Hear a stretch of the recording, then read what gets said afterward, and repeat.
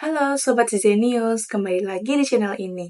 Di video part 3 ini, pada pembahasan ini kami akan membahas yang bermuatan mengenai variabel, operator aritmatika, tipe data, statement if, elif, else, dan mengambil input data dari user. Stay tune ya!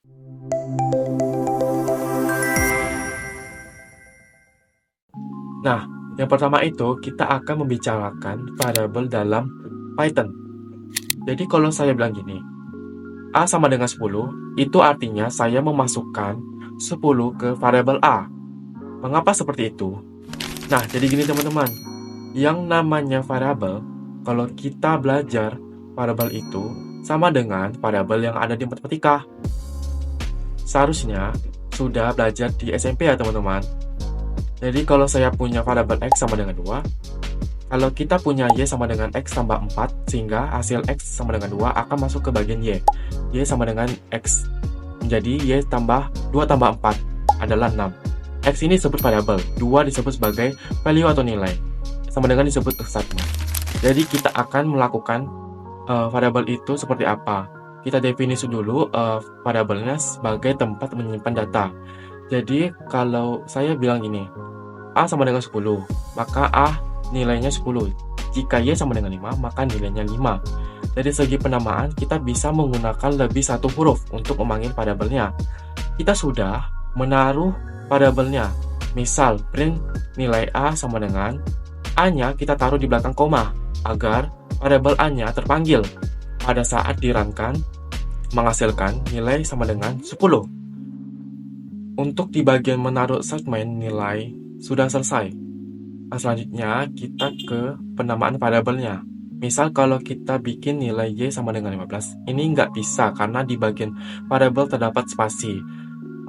Harus dikasih underscore. Kalau 10 juta sama dengan 100 miliar, ini juga nggak boleh. Karena di depannya variabelnya ada angka 10. Dan tidak bisa diberi underscore juga. Tapi kita bisa memberikan belakang 10 baru bisa. Misal nilai Z kapital sama dengan 17,5, pakai di data float juga boleh. Kita lanjut ke bagian penamaan kedua. Sekarang gini, bisa nggak kita merubah si nilai? Misal gini, kalau A sama dengan, itu kan A-nya sama dengan 10. Sekarang kita ganti 7. Otomatis nilai A-nya akan berubah jadi 7. Jika saya punya nilai B sama dengan A, yang bisa disebut statement indirect, jadi dia nggak langsung ke dalam sebuah angka, tapi ke variabel sebelumnya, yaitu variabel A. Sekarang kita panggil, maka nilai B menjadi 7. Jadi yang dipakai itu A yang terakhir. Nah, setelah kita mengetahui variabel di dalam Python, sekarang kita akan masuk ke operator aritmatikanya.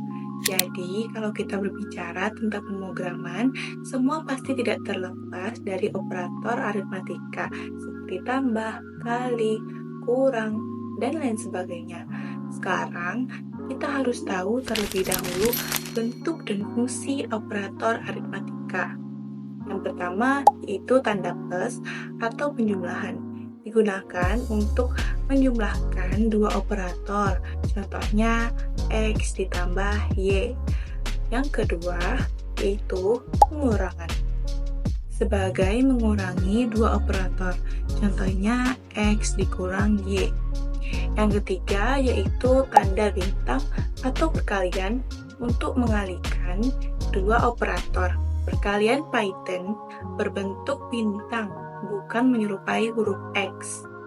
Yang keempat yaitu tanda garis miring atau pembagian untuk membagi dua operator. Contohnya X dibagi Y. Pembagian Python berbentuk garis miring. Yang kelima yaitu tanda dua bintang atau pemangkatan.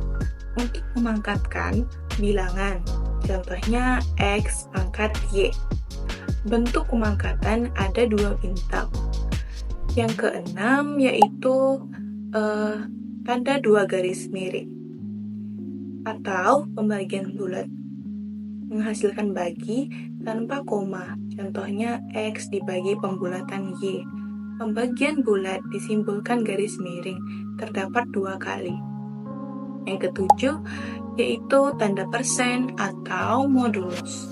untuk menghasilkan sisa pembagian dua bilangan. Contohnya X modulus Y.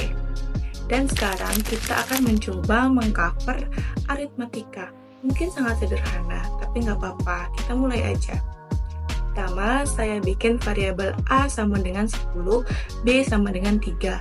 Pertama, operasi tambah. Misal, saya punya hasil A ditambah B. Kita panggil print A, kutip penjumlahan, kutip sama dengan koma, hasil, maka hasilnya 10 tambah 3 sama dengan 13. Nah, sekarang kita lanjutin aja, kita copyin aja dengan operator aritmatika yang berbeda, sampai modulus. Pada saat di-run-kan, akan menghasilkan 10 tambah 3 hasilnya 10, 10 kurang 3 sama dengan 7, 10 dikali 3 sama dengan 30, 10 dibagi 3 sama dengan 3,3, 10 pangkat 3 sama dengan 1000, 10 modulus 3 sama dengan 1, 10 dibagi pembulatan 3 sama dengan 3. Nah, di bagian modulus, kenapa hasilnya 1? Jika dibagi menggunakan jari, maka 10 dibagi 3, maka akan menghasilkan 1 jari. Jadi, hasilnya 1. Untuk di pembagian bulat, artinya 10 dibagi 3 akan menghasilkan 3,33 bilangan float. Akan dibulatkan oleh program Python menjadi 3. Selanjutnya, kita masuk ke tipe data di Python. Terdapat 8 tipe data, yaitu terdiri dari integer, float, string, list, dictionary, tuple, set, dan boolean. Mengapa kita harus memahami tipe data di Python? Karena nantinya setiap tipe data itu memiliki operasi dan metodenya juga yang berbeda. Jadi penting nih buat kita mengetahui setiap tipe datanya. Oke, akan kita bahas satu-satu. Yang pertama, integer. Nah, integer atau int merupakan bilangan bulat. Contohnya 1, 2, 3, 0, min 1, min 2, min 3. Yang kedua ada float. Data float ialah bilangan desimal. Contohnya 1,0, 2,0, 3,0. Yang ketiga ada boolean. Data boolean merupakan data binar atau hanya memiliki dua nilai, yaitu true dan false. Yang keempat, string. Data string adalah kumpulan karakter tanda kutip. Yang kelima ada list. Data list adalah kumpulan elemen yang dapat dimodifikasi atau diubah, yaitu kurung siku, elemen 1, elemen 2, elemen 3, dan seterusnya tutup kurung siku. Yang keenam ada tuple. Data tuple adalah kumpulan elemen yang tidak dapat dimodifikasi atau diubah, yaitu buka kurung elemen 1, elemen 2, elemen 3, tutup kurung. Yang ketujuh ada set. Set adalah kumpulan elemen yang pasti unik dan tidak berurutan, yaitu kurung kurawal elemen 1, elemen 2, dan seterusnya, tutup kurung. Yang ke-8 ada dictionary. Data dictionary merupakan kumpulan pasangan key atau value atau kunci nilai, yaitu key 1 sama dengan value 1, key 2 sama dengan value 2, key 3 sama dengan value 3. Sekarang kita coba praktekkan satu-satu tipe data yang tadi kita bahas. Yang pertama ada integer. Misal saya punya variabel A sama dengan 1, print hasilnya panggil variabel A.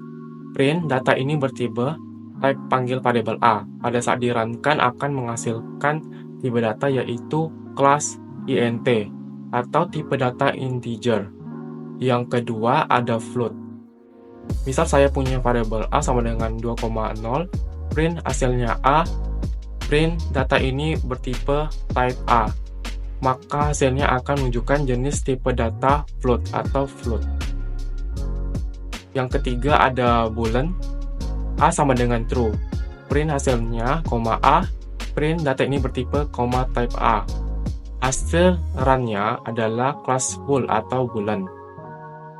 Yang keempat ada string. Sebagai contoh, bisa saya punya variabel nama sama dengan Muhammad Hafiz Januardi. Print hasilnya, nama. Print data ini bertipe, type nama. Hasil run-nya adalah str, pas str atau string. Yang kelima ada list. Contohnya data sama dengan kurung siku, jeruk, apel, anggur. Print hasilnya data, print data ini bertipe type data, hasilnya class list. Yang keenam ada tuple, contoh codingannya data sama dengan roti, minuman, cemilan, menggunakan kurung biasa. Print hasilnya data, data ini bertipe data type A, maka hasilnya bakal class tuple. Yang ketujuh ada set, codingannya saya bikin yang acak, lalu saya print hasilnya data, data ini bertipe type A, type data. Hasilnya akan menjadi berurutan, yaitu 1, 2, 3, 4, 5, 6, 7, 8. Akan menunjukkan keterangan kelas set. Yang ke-8 ada dictionary. Contohnya saya bikin variabel kosakata, eat sama dengan makan, sleep sama dengan tidur, cooking sama dengan memasak. Pada saat diprintkan hasilnya, panggil kosakata variabelnya. Print data ini bertipe type kosakata. Hasilnya akan menunjukkan kelas dates. Setelah mempelajari bentuk-bentuk tipe data, sekarang kita harus menguasai juga yang namanya statement if, elif, dan else. Apa itu statement if, elif, dan else? Merupakan proses menjalankan serangkaian perintah dari atas ke bawah untuk memutuskan apakah suatu kondisi terpenuhi atau tidak. Python mendukung berbagai kondisi logis dalam matematika yang sering digunakan pada statement if dan else, dan if, elif, dan else. 1. Statement if. Statement if digunakan untuk menjalankan blok kode jika ekspresi yang dievaluasi bernilai true.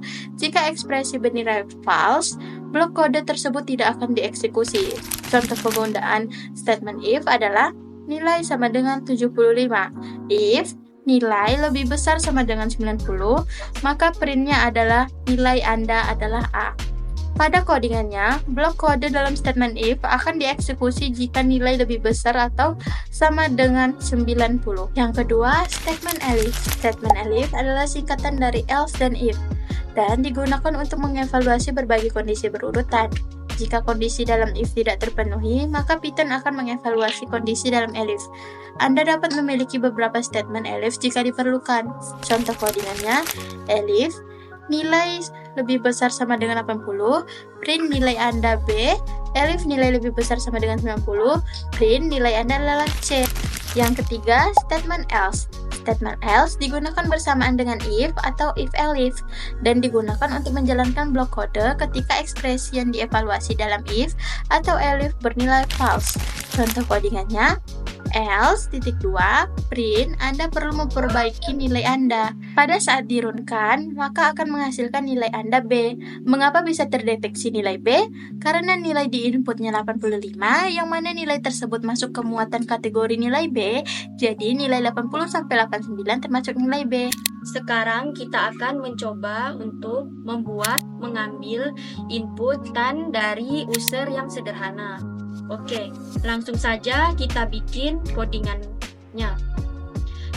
Yang pertama, kita berikan pembatas menggunakan sama dengan sampai 43 kali dengan cara print buka kurung 43 bintang tanda petik sama dengan tanda petik tutup kurung. Yang kedua, kita beri judul pemrograman Python, kita print buka kurung tanda petik pagar program Python menampilkan data mahasiswa UGM. Pagar tanda petik tutup kurung. Lalu kita tutupin lagi menggunakan sama dengan sebanyak 43 kali. Selanjutnya kita kasih penamaan atau komen. Pagar proses input. Lalu kita bikin variabelnya dengan inputan nama sama dengan input buka kurung tanda petik nama mahasiswa .2 tanda petik tutup kurung. NIM sama dengan input buka kurung tanda petik NIM .2 tanda petik tutup kurung. Fakultas sama dengan input buka kurung tanda petik fakultas .2 tanda petik tutup kurung.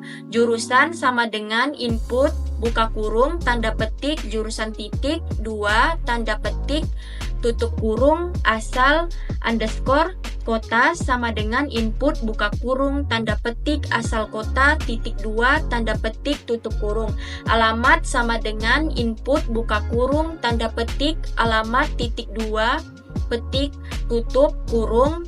Jika sudah kita kasih penamaan atau komen lagi dengan pagar proses output, pada step terakhir ini kita akan memanggil variabel yang sudah kita buat di bagian proses input. Contohnya, print buka kurung tanda petik nama mahasiswa titik 2 tanda petik koma nama tutup kurung. Nah, di bagian belakang koma itu artinya kita sedang memanggil variabel tanda petik nama tanda petik dan lakukan sampai selesai. Jika sudah langsung saja kita runkan dan isi data kita sebagai mahasiswa UGM.